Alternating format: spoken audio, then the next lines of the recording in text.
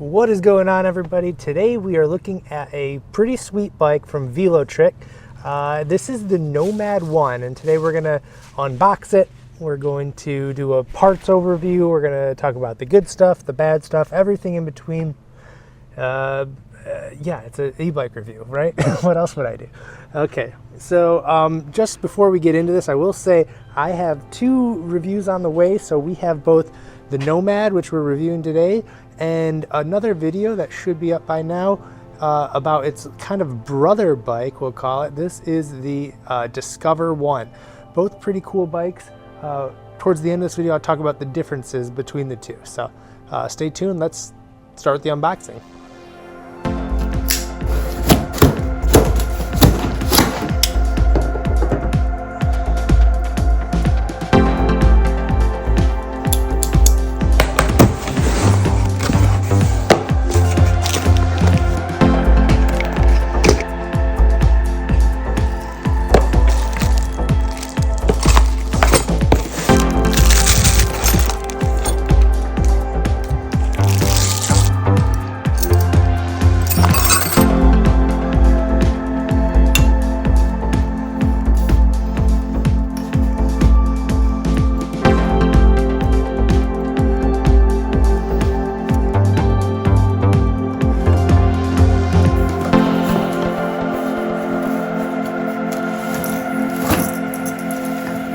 Now that we got a quick view of the packaging and everything that had to do with that, let's do like a quick overview of the parts included on the Nomad 1 here. All right, so the first thing that's worth noting is that this does come in both a step through design, or this, which is the straight bar step over design, and everything else remains the same here. We'll start with the back here. Very impressive drivetrain. That's the first thing I noticed. We do have a Shimano Atlas, which is actually a pretty decent component for a bike. You'd see this on some mid-level to low-grade mountain bikes. It is a nice, reliable derailleur. Now this cassette, I'm not familiar with the brand, but it looks more than good enough. You do have 8 different speeds to shift through, making this an actual option for off-road adventures. Now, if the 26-inch fat tires didn't make this off-road capable enough, let me tell you, the drivetrain and if we look up here, this fork, which is a very fantastic front fork here, really make this an option for going off-road. Now there's actual off-road mountain bikes, and I don't know if I would be comparing it to that, but something like a hunting bike or going out on the woods, maybe even on the beach or something, this thing can definitely handle some off-roading. Since we're up at the front, we will take a look at this. Is a Zoom branded fork here, which is a pretty decent kind of China brand, but it's got great styling with these black stanchions, as well as all the capabilities you'd hope. This is a multi-variable lockout. You have over here your preload. Everything you'd hope for on a high-end fork you have here. Moving up towards the cockpit here, we'll take a look at these. Are hydraulic brakes, no brand name or anything, but I've tested them out already. They work fantastically. They're definitely an upgrade from your mechanical brakes, really smooth. I'd say the only downside of mechanical brakes is you're probably going to have to go to a bike shop to work on them. It took me years and years to feel comfortable working on non-mechanical brakes, these hydraulic ones. That's the only ding. But the good news is, if you're nice to your bike, you probably only have to have this looked at every 2 years or so. And that leads me into the next part. How long could a bike like this last? Well, we've got a pretty great battery. These guys are definitely bragging about their Tesla quality batteries, which is just, I think, a cool marketing lingo, but you know, they seem to be mostly holding up to what they're saying, I think, because they are using Samsung and LG cells in these bad boys. This is a 14 amp hour battery, which is, you know, not the most I've seen in the e-bike, but I've seen a lot less. I've had some great bikes that only have 10 amp hours, so 14 amp hours is more than enough. especially on a bike like this. So not only that, rated at about 60 miles of range if you're using pedal assist. Really no dings on the battery here. This thing's great, really easy to remove, really easy to take inside and charge. As you can see, charge ports on the battery right here. Let me open that up. So you can take this out. Maybe you live in like a walk-up. Let me make sure this is on actually. There you go. That was, you know what? That's something I noticed on both bikes. You really got to make sure, like, it locks in just fine, but you really got to push there. So keep that in mind if you already own this bike. So really easy to charge. Battery indicator light. Make sure it lights up blue here. Make sure that's in the shot. Blue light.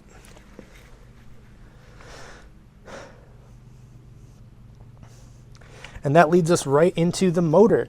We have a Velotric branded motor back here, which is a beefy motor. It looks pretty big. Now I think this peaks at over 1,000 watts. It is a 750 watt motor, so legal. I know in Michigan you can't have anything bigger than a 750 watt motor. So this is a 750 watt, but peak power is over 1,000 watts. And what's cool, let me turn this on. The readout on this display does have the ability to show you your wattage. So if I go to this view and we go ahead and turn the motor over, it'll be cool to keep a real life view. You know, something that I always, I guess, wrestle with in my head is, am I getting the actual power that I think I bought on the e-bike? You know, it says 750 watt, it says 500 watt. Some of them have been proven online to be the same motor. So you can actually see the actual kind of wattage you're getting out of it with this on the display. It's a very nice touch. There's a couple other e-bikes that do this, but I'm glad that they included that. It's a very clean, easy to read screen. I love the display on this. The seat here, really no complaints. You're gonna actually like this. Now, the final thing we'll talk about before we go for a ride here is some of the things I don't like. Now, what you will quickly notice is that there is no brake light, which I'm just, I don't get it. They really must be thinking people are buying this for off-road only usage. And you know, I guess this is a good time to mention the Discover, which is a 500 watt instead of the 750 watt, does actually have an integrated brake light back here. This one does not. And now it does, for the record, come with a light.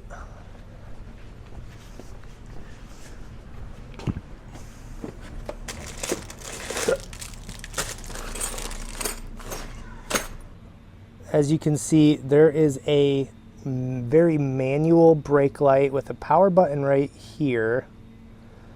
Trying to turn it on. There you go. And you can mount this here, so you can make it, maybe if rear light is part of the law where you live, you can make it street legal. However, this does not integrate to your brakes. It will not light up as you squeeze your brakes. It's not an official brake light.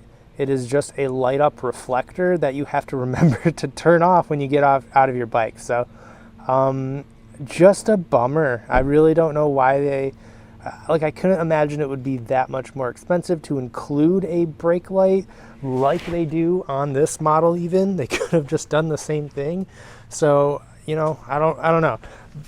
Kind of just a head scratcher there, as almost every other e-bike I've reviewed has built-in rear brake light. So maybe it's a off-road thing, who knows? But at least it does come with this as like kind of a halfway solution. And I'm sure there's aftermarket brake lights that you could get. But yeah, as far as components go, it's got everything you'd hope for in a high-end electric bike, off-road capable. It feels sturdy. I really, that brake light's kind of the only thing I can complain about. You got these big tires. It's heavy, but as are most e-bikes, it's hard to not have a heavy e-bike with a 20 to 30 pound battery. So that's almost a silly thing to complain about. If you are trying to cut weight on an e-bike, you're in the wrong mentality, I guess. It looks like we do have some weather sealed cabling for your rear motor, which is a great touch, especially if you're taking this off-road, getting muddy. This definitely could be used as a hunting bike, I would say. If you're out in the woods, it's got a strong enough motor to haul your, I guess, I don't know, I'm not a big hunter, but a lot of people at right here, Great Lakes e-bikes, are buying Aviton Adventures. They're buying, what else do we have there? The Ad Motor M550. And this one is actually a little bit cheaper than both of those and totally is on par with them.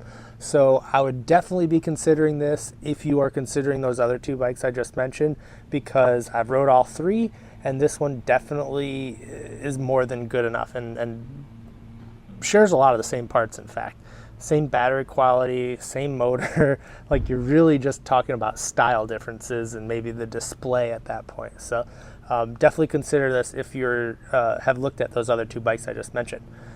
Anyway, I'll stop talking and let's go for a ride.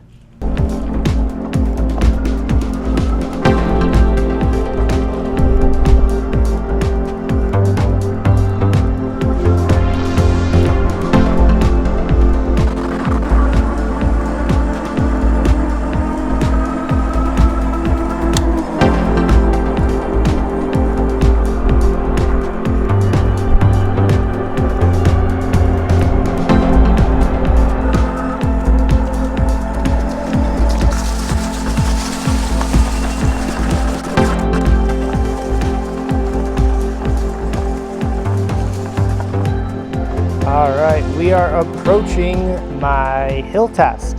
So in front of us is a fairly steep and consistently long hill.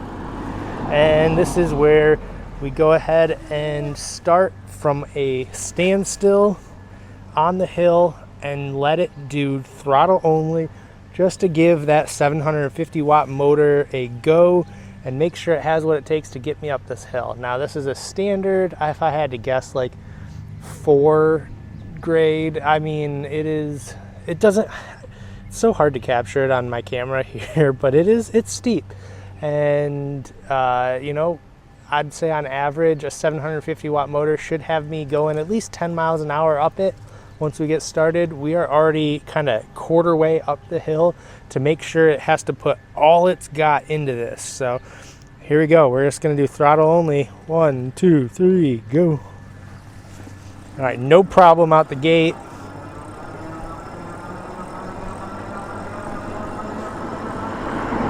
You see us hitting that almost 1,100 peak power, and we're going 50. All right, this is nothing. This is not even a competition here. This is going as easy as it can up this hill.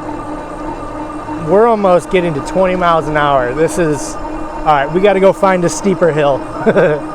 I don't even know if a hill test is necessary for this bike. We are just crushing this.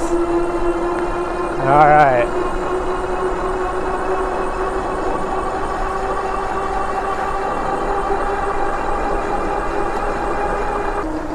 All right, so I definitely felt there was more in the tank there, but it does have software governed speed, which is smart. You don't really want to break this thing by giving it all the power it can have. That can be pretty dangerous. So all in all, it does what most e-bikes do. It self stops around 20 to 25 miles per hour, which I'm sure you could probably jailbreak, but again, I don't do that here on this channel. We just do an out of the gate test. So as I promised, we found a steeper hill and we're gonna go right into that right now.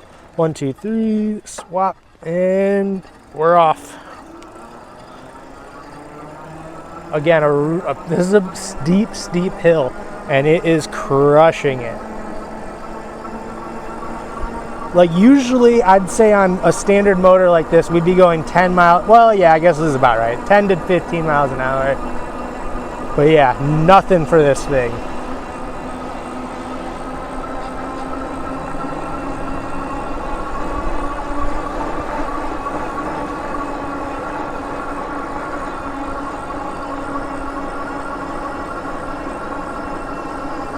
All right, let's go in a slower mode so you guys can get a view of just a casual pedal assist on level 2. Now this is your most average rider, I'd say. You're not looking for speed, you're just trying to hang out.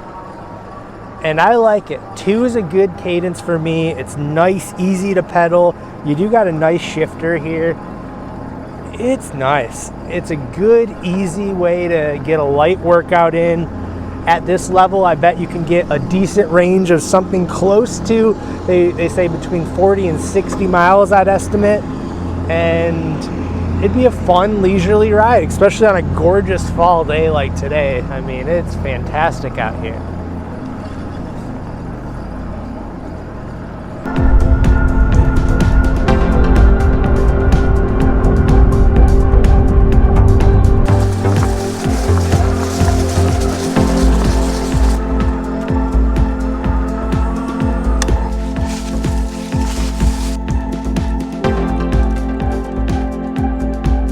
Okay, so my final thoughts on the Nomad 1. There's important things to remember. First of all, the fact that it does come in a step through and tons of colors make this very versatile for anyone who's considering like something more out of the box. There's a lot of kind of trendier colors. It's like some greens and purples evens, and also some blacks and, you know, darker masculine colors if you're using this out in the woods. So I definitely a check for having a lot of options. I really like that. And we can't forget the most impressive part to me is that it's only $1,600. That's pretty good for a bike like this. I mean, I mentioned earlier, I compared it to like the Aviton Adventure. I would no problem put them head to head because they have basically the same components, but the components where it matters. Like I'm talking about the high-end fork. I'm talking about the hydraulic disc brakes. It has all the same things that we talked about in like an Adventure. So it's also almost like $400 cheaper. That's a pretty big difference in the scope of things. And now there's a lot of other fat tire out there, but they're all like, I'd say on average between 18 to 220. So the fact that this comes in with those parts and still is $1,600, that's not bad at all. I mean, like, I'm really struggling to find a negative with this bike. Like I mentioned, yeah, it's missing the rear brakes, but if you are especially looking for something to be out in the glorious nature here, I love this bike for that. So, you know, it does get a ding if you're doing some city riding. Maybe check out my review of the Discover one, which is a, I'd almost say a step down from this. It's $1,200, but it's only got a 500 watt motor. It's got skinnier, more maneuverable tires, I'd say. You know, that's something to consider when you're getting a fat bike. If you're not using it out in the woods or doing some snow biking or stuff like that, you're going to maybe want to lean to not the fat tire. The fat tire, it feels nice, comfortable, stable. You're going to get a nice cushier ride, that's for sure. But it's not as nimble. It's not as, you know, you can't weave in and out of stuff. If you're out in traffic or anything like that, you're not going to want a fat tire bike. So keep those kind of things in mind, but I definitely give my stamp of approval to Velotric here, who has some two pretty great bikes. Again, make sure you watch both of my reviews that I have from these guys, because I do believe they're pretty new to the e-bike scene, and all the new brands that approach me to do a review, quite often they're just the same bike someone else makes but with a new logo on it. And sure, does this share a couple features of a few e-bikes out there? Kind of, yeah. But all in all, it is the most unique new entry e-bike that I've seen in a while. So I got to give them a great big thumbs up for that, because they are trying to be find their own space, and they're not just copying someone else's design, getting it from the same factory and slapping a new label on it. At least I don't think so. I haven't seen another bike that looks just like this. So especially the fact that it has the step through and the non-step through model, they're doing something new. Design wise, as I mentioned, it's just fine. I almost think I might prefer the step through, but hey, they both do the job. It also has a faux, let me move the pedals here. You can see this bottom part is kind of like a fake mid-drive motor. So that's where they house like the control units and I think just the control unit. You can't fit much more in there, but it's a cool design. It makes it look like it's a similar e-bike to you know, like a high-end mountain bike, e-bike that uses the mid-drive drivetrain. That note, if you are considering a mid-drive versus hub motor, this is not going to be a mid-drive. It won't be a class 3 e-bike. It's going to be class 2, but I like that better. So for me, that's just fine. But if you are on specific trails, maybe out in Colorado or whatever, where they're just allowing like the mid-drive class 3s, you're not going to be able to use this bike. So there's definitely a lot of trade-offs for your unique situation, but all in all, like I said, you're adventurous. You want to be outside. You want an e-bike that can kind of do a little of it all. I really recommend at least checking out this Nomad here. So that's it. I'm going to go ahead and end the video here. Thank you guys so much for watching. Stay tuned. Tons of more e-bike reviews on the way. I need to go get some rest. So see you guys. Bye.